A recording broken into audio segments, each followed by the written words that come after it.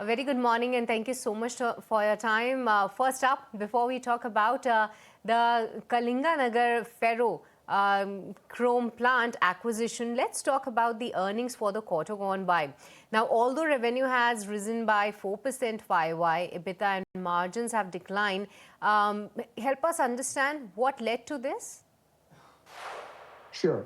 So if you take a look at our Q2 FY26 results as compared to the corresponding quarter last year, unquestionably, there has been slight margin compression. But I think the better way to look at it is the trend since the corresponding quarter last year. And what I mean by that is Q2 FY25 was a recent peak, and after that there has been severe turmoil in the commodity markets. And the second half of FY25 was quite subdued. And if you look at the last 3 or 4 quarters, there has actually been a increasing trend in terms of prices and therefore our EBITDA margins.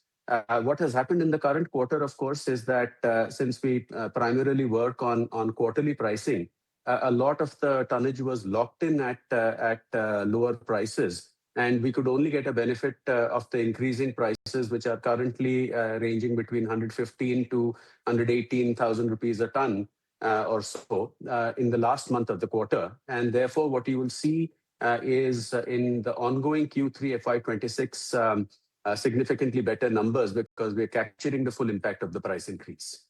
All right, we understand the point that prices have been rising and that is likely to aid revenue for the company in the third and the fourth quarter. But from 1360 crore of revenue that you have reported in the first half of this year so far, how much revenue are you hoping to account for in the second half of this fiscal? And do you expect to cross 2,800 crore revenue for the full year FY26? So at the moment, based on where we see prices for the ongoing third quarter, and we are reasonably comfortable projecting the same numbers for the fourth quarter as well.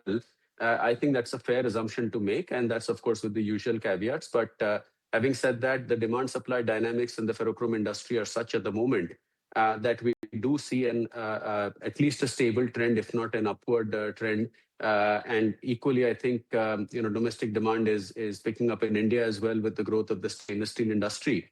So all of that, I think, will go towards aiding our top line and leading to better margins as well.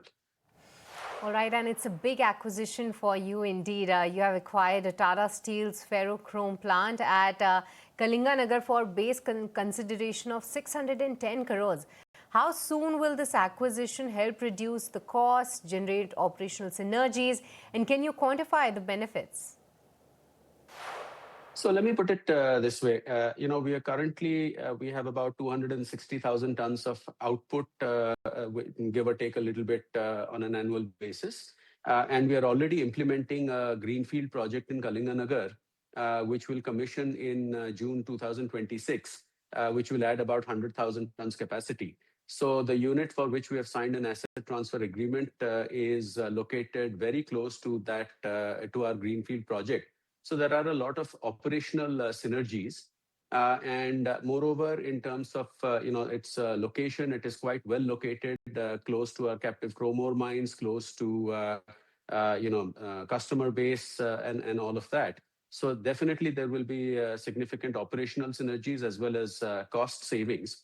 We are aligned, to both sides are aligned to close this deal as quickly as possible. So while we have indicated about 3 months, we would hope to close it within this calendar year itself. All right, so it will be a 610 crore investment, but the street clearly is not happy. The stock is sitting with a cut of 5%. But Mr. Panda, thank you so much for taking your time out and joining us here on ET Now and helping us understand what the acquisition means for the company and what's the outlook when it comes to earnings. Thanks so much for joining us today. But that's all the time we have.